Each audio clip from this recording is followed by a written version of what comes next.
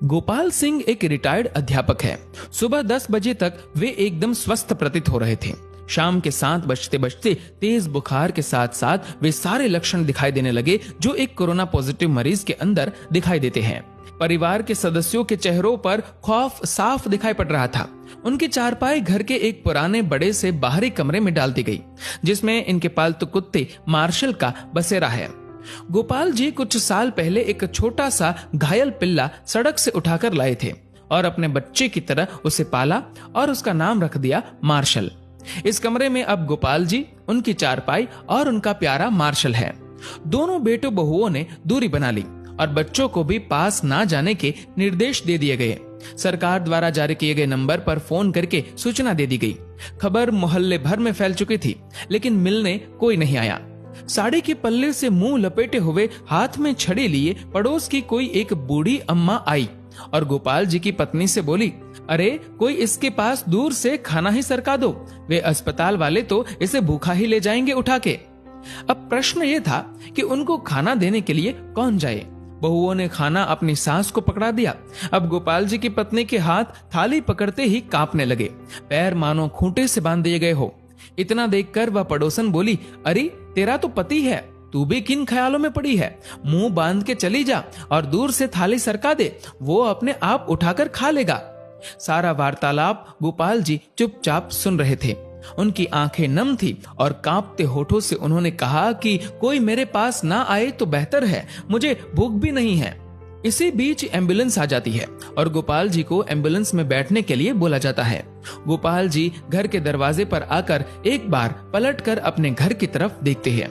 पोती पोते पहली मंजिल की खिड़की से मास्क लगाए दादा को निहारते हुए और उन बच्चों के पीछे सर पर पल्लू ओढ़े उनकी दोनों बहुएं दिखाई पड़ती है। घर के दरवाजे से हटकर बरामदे पर दोनों बेटे काफी दूर अपनी माँ के साथ खड़े थे। विचारों का तूफान गोपाल जी के अंदर उमड़ रहा था। उनकी पोती ने उनकी तरफ हाथ हिलाते हुए टाटा एवं बाय बाय कहा। एक क्षण को उन्हें लगा कि जैसे जिंदगी ने अलविदा कह दिया हो। गोपाल जी की आंखें लबलबा उठी। उन्होंने झुककर अपने घर की दहलीज को चूमा और एम्बुलेंस में जाकर बैठ गए।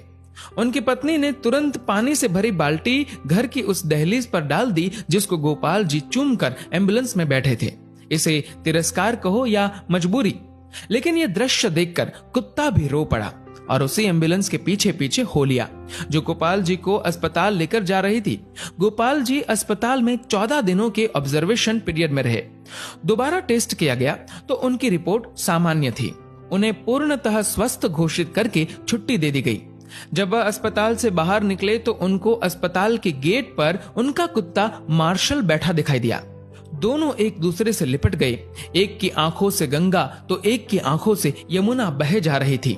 जब तक गोपाल जी के बेटों की लंबी गाड़ी उन्हें लेने पहुंचती, तब तक वो अपने कुत्ते को लेकर किसी दूसरी दिशा की ओर निकल चुके थे। उसके बाद वो कभी दिखाई नहीं दिए। आज उनके फोटो के साथ उनकी गुमशुदगी की खबर छपी है।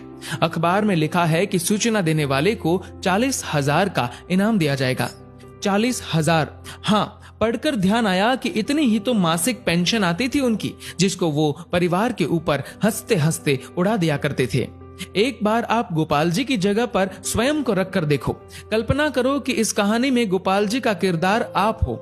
आपका सारा अहंकार और सब मोह माया खत्म हो जाएगी। हे कोरोना, तू पूरी दुनिया में मौत का तांडव कर रहा है, पर सचमुच में तूने जीवन का सार समझा दिया है। तेरे लिए अमीर गरीब, छोटा बड़ा, स्त्री पुरुष, राजा रंक, कोई भेदभाव नहीं, सब एक समान है। इसीलिए मैं आपसे निवेदन करता हूँ कि कुछ पुण्य कर्म कर लिया कीजिए। जीवन में कुछ नहीं है, कोई अपना नहीं है। जब तक स्वार्थ है तभी तक आपके सब है। जीवन एक सफर है, मौत उसकी मंजिल है। मोक्ष का द्वार कर्म है, यही सत्य है।